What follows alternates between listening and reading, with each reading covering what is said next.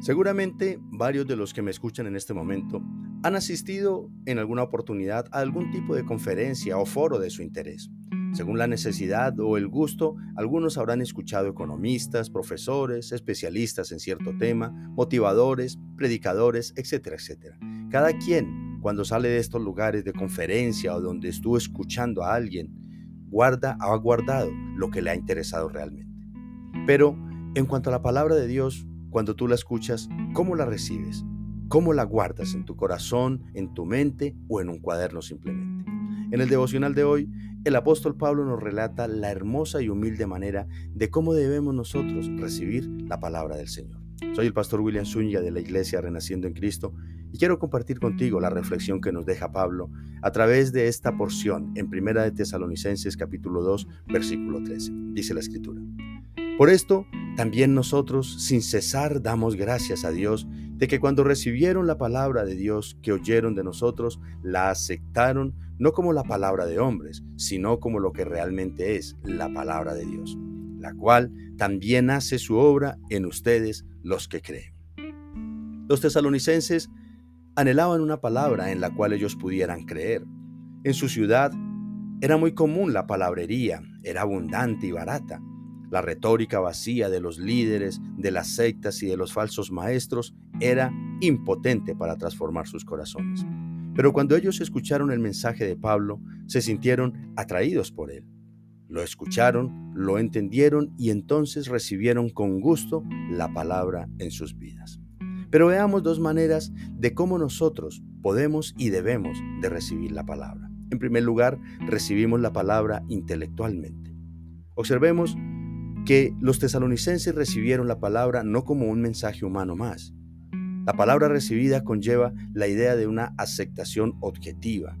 Cuando ellos escucharon el mensaje, se conectaron con el Señor y con el mensaje intelectualmente. Tenía sentido.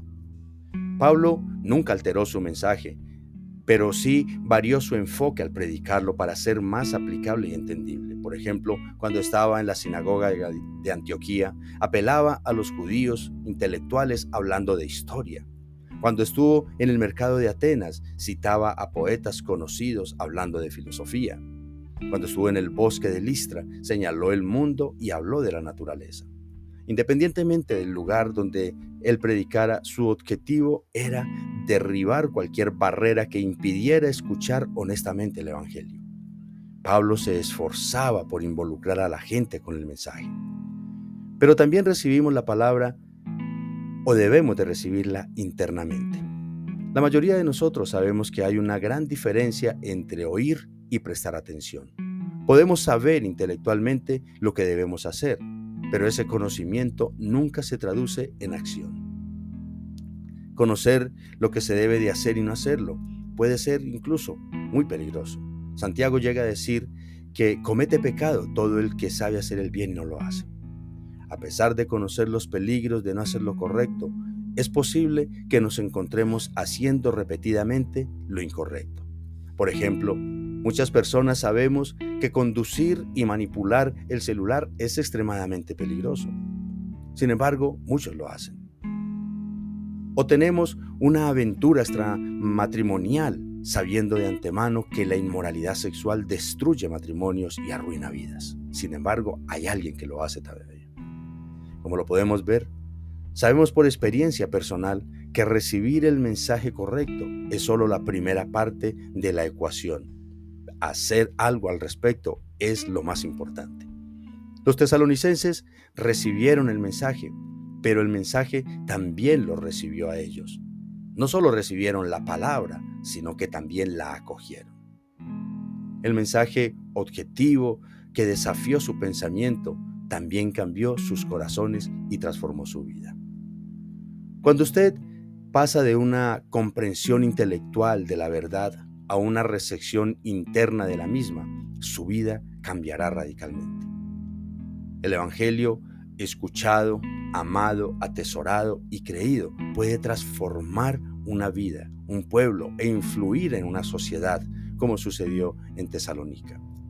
Alguien dijo por ahí: ningún mensaje humanamente concebido puede producir tales resultados como el Evangelio. Cuando usted abraza la palabra de Dios internamente, ésta trabaja efectivamente en usted, cumple su propósito. La palabra de Dios tiene el gran poder de lograr lo que ningún mensaje humano podría hacer.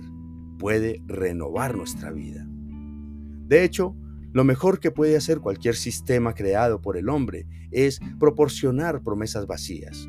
Las seducciones del pecado y los engaños de la religión nos llevan invariablemente a un callejón sin salida.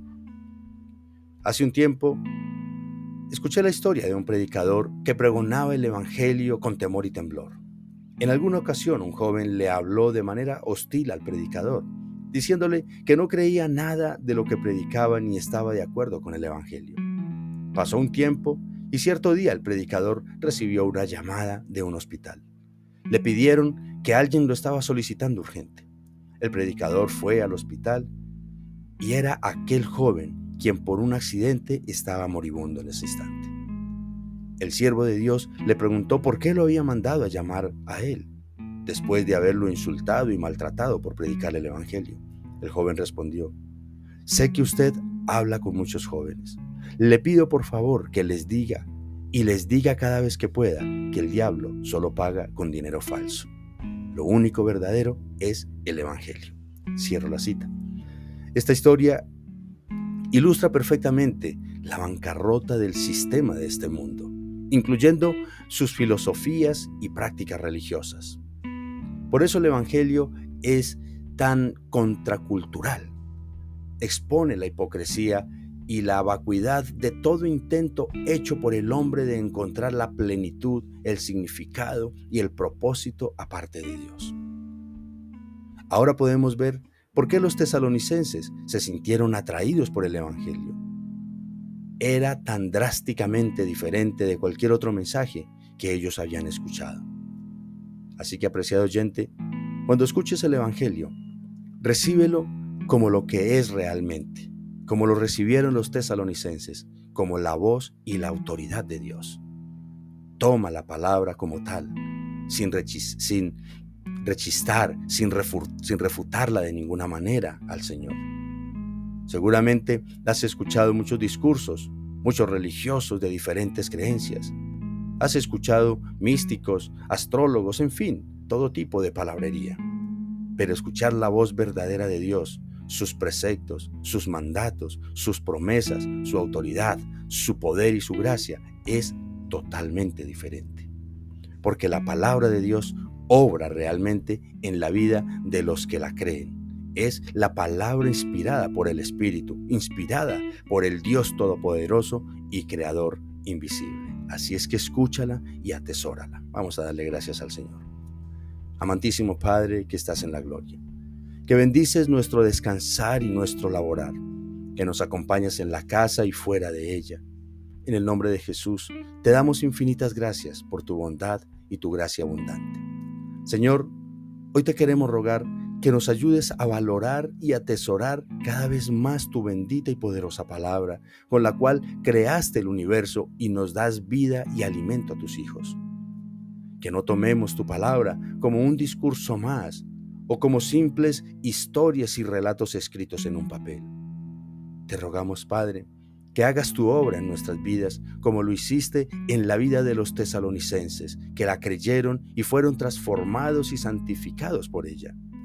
Te lo agradecemos en el nombre de Jesús. Amén y amén. Apreciado hermano, escucha el mensaje, reflexiona en él, medita cómo tú realmente estás valorando y atesorando la palabra. Que a partir de hoy aprendamos a valorar, a creer y obedecer más la palabra del Señor. Que la pongamos en práctica en cada aspecto de nuestras vidas. Dios te bendiga. Te espero mañana. Comparte este mensaje, hermano.